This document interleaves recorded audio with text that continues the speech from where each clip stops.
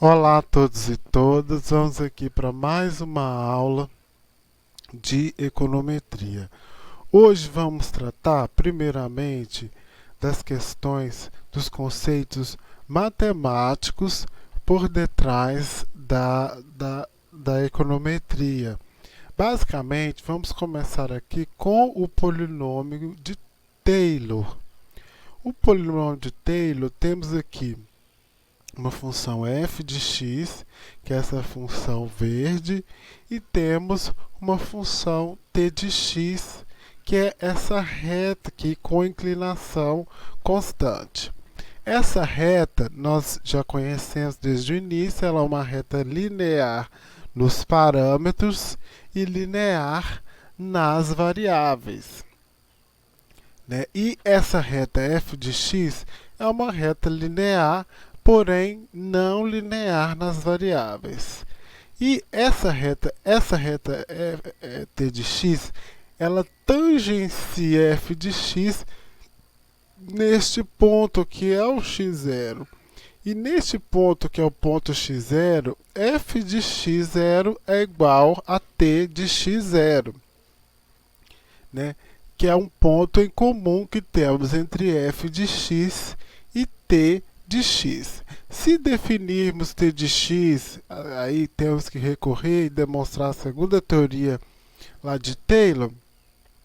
Temos que t de x será igual a f de x0, que é esse ponto, mais a derivada da função f de x em função de x do ponto x menos x0.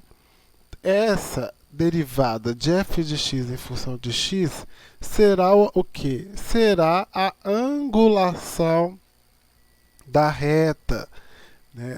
Será o coeficiente angular da reta, ou então o beta2 estimado da reta que acompanhará x. O ponto x0, t de x0, se eu substituir x0 aqui nessa equação, vou cortar isso, vou encontrar que o t de x0 é igual ao f de x0, que é justamente esse ponto que eu posso dizer que seja o ponto médio ali da reta. E o x0, gente, muito interessante. No x0 eu tenho essa igualdade. A partir do momento que eu vou me afastando de x0, o que acontece? Ao f de x, os valores de f de x, eles passam a ser diferentes dos valores de t de x. Eu espero que t de x seja uma aproximação de f de x. Porém, quanto mais eu distancio ali de x0, f de x se distancia também de t de x. E a diferença de f de x, de t de x, depois do ponto médio, é o resíduo que Taylor definiu, que será f de x menos t de x. Só que a partir do momento que x tende a x0, o que acontece com o resíduo de e de x? O resíduo de e de x é igual a zero. Então, espera-se que o limite do resíduo de x, quando x tende a x0, seja zero. Essa base aqui temos o eixo x e o eixo y, né? A variável explicativa, e aqui a variável explicada, que nós vamos descobrir que a probabilidade dessa f de x é em relação a x. Se eu venho aqui na esperança o conceito de função linear, né? O modelo linear, ele precisa... O que é o modelo linear? Nós falamos aqui da reta que é linear nos parâmetros e nas variáveis. No entanto, a função linear, ela não necessariamente precisa ser linear nas variáveis. Ela precisa ser linear nos parâmetros. Nos parâmetros, é importante que essa função seja linear, seja elevada a 1. A derivada da função em função dos coeficientes, ela tem que, independente poder dos coeficientes. Quando eu falo que a derivada de y em função de beta i é igual a 1, é porque aqui ela independe, ela não está relacionada, não tem nenhum coeficiente aqui sobrando. Se esse coeficiente tivesse elevado ao quadrado, ao cubo, iria sobrar o coeficiente aqui. Mas como ele está elevado a 1, o que vai sobrar aqui é justamente o 1, que é a elevação dessa derivada. Então, e é uma constante, né? Os modelos, tem modelos que não são lineares, depois a gente vai ver um caso desse modelo, que não são lineares, mas que se eu manipular as variáveis do modelo, eles podem se transformar em modelos lineares. Esses modelos que facilmente eu posso manipulá-los e transformá-los em lineares são conhecidos como modelos intrinsecamente lineares. Então, voltando aqui, por que o teorema de Taylor é importante? Geralmente, as observações que nós temos, a amostra, elas estão numa função diferente da função da reta. No entanto, essa função, vamos ver posteriormente, ela tangencia a reta em um ponto, que geralmente é o ponto médio, é o x médio e o y médio, né? Só que a função da observação, ela está em uma função, e o MQO ele sempre vai nos fornecer uma reta com angulação constante, que então, dado essa diferença, sempre teremos um erro e o limite desse erro será igual a zero. Como nós já vimos que geralmente o y observado ele é diferente do y estimado, porém possuem esse ponto em comum aqui representado na reta. Temos aqui funções lineares, né, a função quadrática, a função exponencial, a função cúbica, todas são exemplos de funções lineares. Pensando aqui naquele mesmo esquema nosso, nós vamos falar também então da esperança matemática. Já que o limite do esperado de e de x é que ele seja zero quando x tende a x0, quando x tende à média de x, nós temos aqui também uma outra questão, que é uma questão desde lá no início. A esperança de y ela será igual à esperança de y dado x mais a esperança do erro. O que é a esperança do y? A esperança de y será a esperança de y dado x mais a esperança do erro. O que será a esperança do y dado x? A esperança do y dado x será a reta linear de regressão linear, né? A reta que nós temos aqui, linear nos parâmetros e linear nas variáveis. Essa reta, espera-se que ela dê uma aproximação para a esperança de y. Então, posso dizer que a esperança de y dado x, ela irá tender a esperança de y em um dado período da amostra. E, então, a esperança de u, deixa eu voltar, a esperança do erro será a esperança de y menos a esperança do y dado x. A esperança do erro espera-se que seja zero, porque espera-se que esses valores sejam próximos, que um esteja a tender o outro. E a esperança de u dado x também seja zero, ou seja, espera-se que a probabilidade do resíduo acontecer, dado o acontecimento de x, seja zero. Então, aqui temos pressupostos. Esperamos que a média do resíduo seja zero e esperamos que a correlação do resíduo com a variável x também seja zero. Então, nesse conceito de esperança matemática que Gujarati trouxe no livro. Aí, Gujarati trouxe que linka com a série de Taylor que nós temos lá atrás, que dizia o quê? Que o limite de x, quando x tende a x0, quando x tende a x médio, é igual a zero. Que é essa relação assim, a partir do momento que eu vou aproximando, eu espero que esse limite seja zero para um dado ponto da amostra, né? Então, o Gujarati trouxe um exemplo, né, que geralmente um exemplo real. Ele selecionou 60 famílias com diferentes níveis de renda semanais e coletou informações sobre o consumo de todas essas famílias. Então, ali para cada nível de renda, ele coletou uma série de informações aqui para esses níveis de renda. E ele fez uma média, ele estabeleceu uma média. Então, a 80 é essa média, 100 é essa média, 120 é essa média e assim por diante. E o que ele propõe? Ele propõe que o modelo linear nos parâmetros e nas variáveis, com todas aquelas relações lá de Taylor, da esperança matemática e da econometria, ele vai passar pelos pontos médios desses níveis de renda.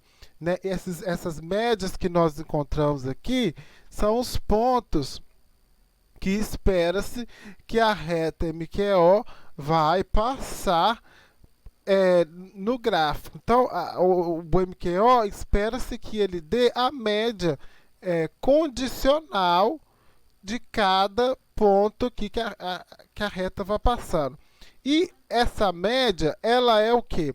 As observações de cada família, de cada nível de renda, a probabilidade dessas observações, se nós estabelecemos aqui uma função de probabilidade, a partir do momento que se aproxima da média, o que acontece com a probabilidade dessa média? A probabilidade desses valores estarem em torno da média. A probabilidade dos valores estarem em torno da média é mais alta. A partir do momento que os valores vão se afastando da média, a probabilidade deles estarem ali vai se reduzindo. E isso é a mesma relação para todas as médias, para todos os ritmos, para todos os pontos, para todos os níveis aqui semanais de renda. Então espera-se que a reta MQO ela vai passar pelos pontos médios e a probabilidade dos valores amostrais estarem próximos ou populacionais estarem próximos, no caso aqui populacionais, do ponto médio será maior, sempre maior. Então, a reta acaba sendo uma boa aproximação com a probabilidade vai passar por pontos os quais a probabilidade das observações estarem entre eles são maiores. Mas, o que acontece? Em geral, gente, no estudo econométrico, nós não temos os dados populacionais. Até agora, trabalhamos só com a questão populacional. Né? Trabalhamos com essa questão aqui, o índice esperado dado x, beta 1 mais beta 2 x1. Mas, em geral, nós não temos o dado populacional. Em geral, nós temos uma amostra que vai representar a população. Essa amostra ela vai ser coletada na população. Quando o IBGE faz um estudo, o IBGE não vai perguntar todas as casas, todas as famílias. Geralmente, o IBGE eles vão perguntar algumas pessoas, vai estabelecer uma amostra, e essa amostra espera-se que ela vá representar a realidade brasileira. Como a gente vê aqui, então nós geralmente não trabalhamos com a função de regressão populacional, nós trabalhamos com a função de regressão amostral, que a certo ponto, embora tenha pontos em comum, como caso vemos aqui o ponto A, A função de regressão amostral, ela é um pouco diferente da populacional, mas espera-se, dado o número da amostra, a representatividade da amostra em relação à realidade, espera-se que a função amostral esteja a tender à função populacional. E na função amostral, gente, muito importante, a função amostral, nós temos que pôr o y, nós temos que pôr esse chapeuzinho aqui em cima para diferenciar que são coeficientes estimados de amostras e não coeficientes estimados da população como um todo, que às vezes é desconhecida e não tem como. O Brasil tem não sei quantos milhões de habitantes. Então, se eu for fazer um estudo do Brasil, como que eu vou questionar todas as famílias, todas as pessoas, tudo? Geralmente, nós vamos pegar uma amostra, ela tem que ter um número de elementos dessa amostra para dar uma confiabilidade para essa amostra em relação à população brasileira, mas eu vou ter uma amostra reduzida para fazer isso. Né? E então vamos resolver aqui o exercício 2.7, o exercício 2.8 e o exercício 2.9, porque são exercícios que dão essa imagem, dão para gente essa ideia de equação linear.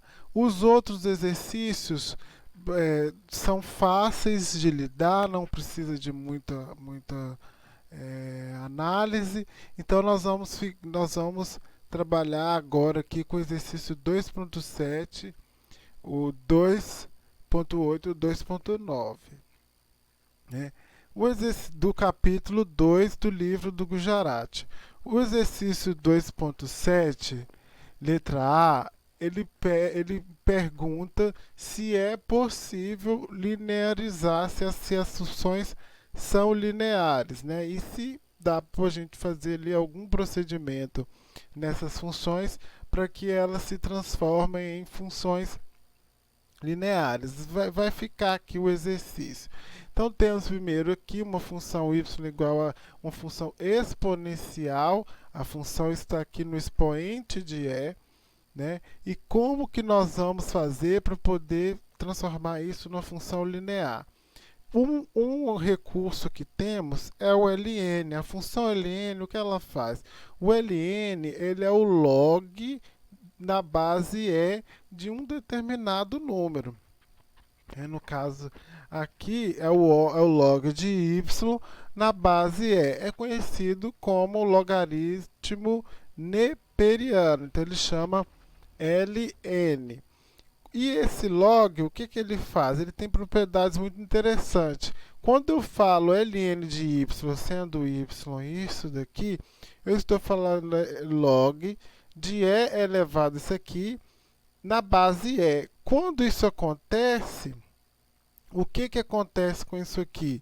Isso aqui sai e fica só o expoente. Isso é uma propriedade do logaritmo. Então, o ln de y nessa condição, o que ele será?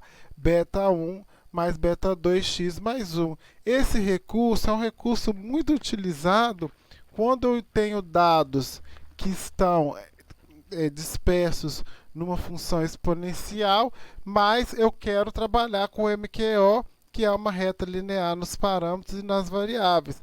Então eu posso utilizar o recurso do ln para poder linearizar esses parâmetros. Temos aqui no exercício 2.7b essa função, né? E me pergunta se essa função ela pode se transformar numa função linear. Isso aqui, gente, é o modelo Logit. Sim, essa função ela pode sim se transformar numa função linear. Como? Primeiro, para facilitar, eu vou escolher aqui A será essa parte aqui toda, eu vou chamar de A.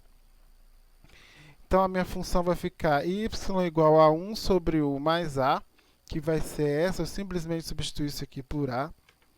E ainda posso fazer que 1 menos y será igual a 1 menos 1 mais A, porque se eu diminuo, se eu tiro, se eu vou colocar y, esse 1 aqui, eu tenho que colocar esse 1 menos y aqui, né, que será esse valor.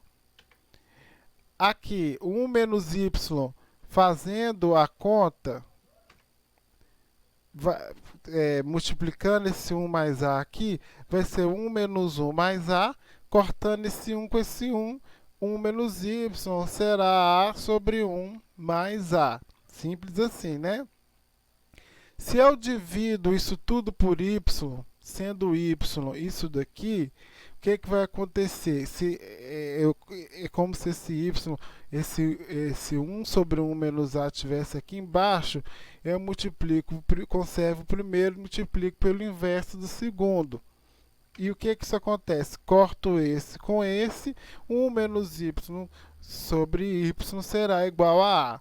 E como bem lembrado no princípio, se eu fizer ln de 1 menos y sobre y, será ln de A, que será, como A é isso aqui, que é uma função exponencial, então ln de 1 menos y sobre y será igual a beta 1 mais beta 2x mais u, que no caso transforma-se numa função linear. Essa manipulação matemática aqui é conhecida como o modelo Logit. Né? Então, ainda no exercício 2.7, a questão C, se a gente fizer ali a derivada de y em relação a beta i, a todos os betas desse que vocês estão vendo aí, vai ser independente dos parâmetros, então é um modelo linear, o modelo da letra C. Né? No y, na letra D, se a gente derivar em função dos parâmetros, nós vamos encontrar o número, quem quiser faça em casa, a derivada exponencial é E elevado a U, o U será aqui está o expoente de E, vezes a derivada de U. Então, os coeficientes vão continuar nessa derivada, né? Então, a derivada de U em relação depende dos parâmetros, então não é uma função linear a letra D.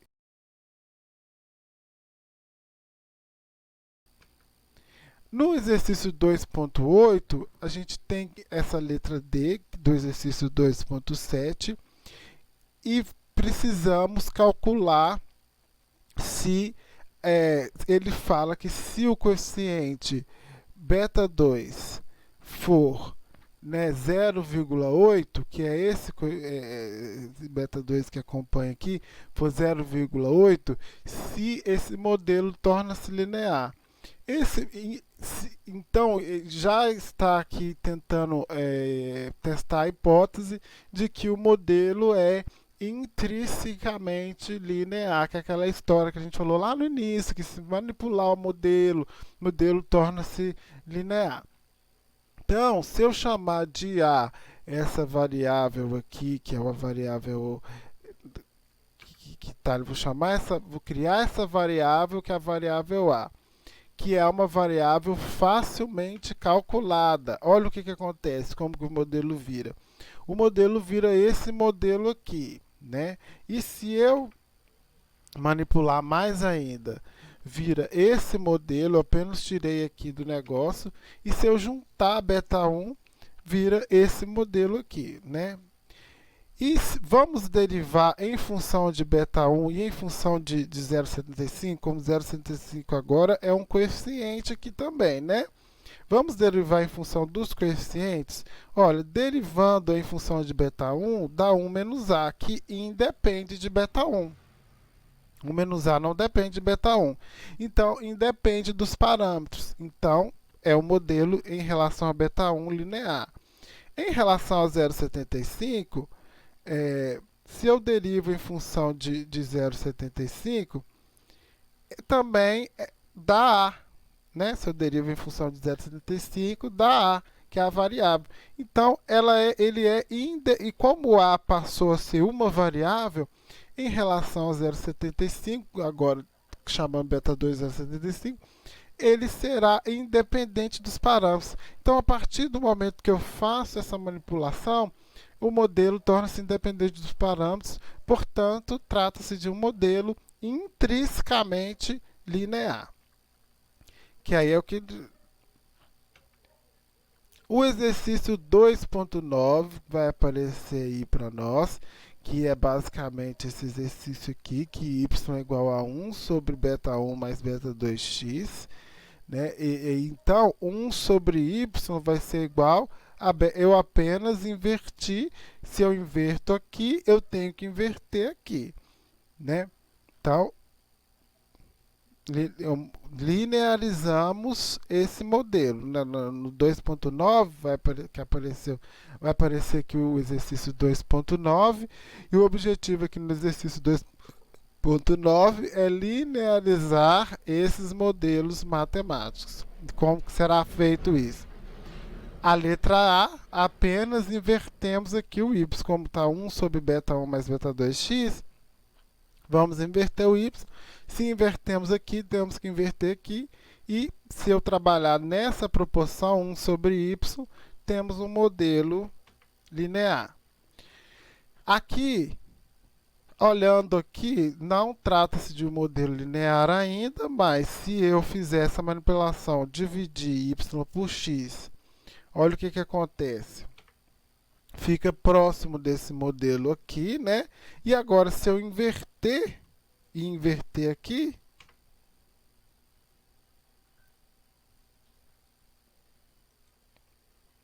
eu chego ao modelo linear, né? Se eu fizer x sobre y igual a isso aqui, eu chego no modelo linear. A letra, essa aqui é a letra B. A letra C é a mesma coisa do lado do segundo exercício que a gente fez lá no 2.7. Então, acredito que não há necessidade de fazer. Esses são até a questão 9 ali do exercício do Gujarat, do livro.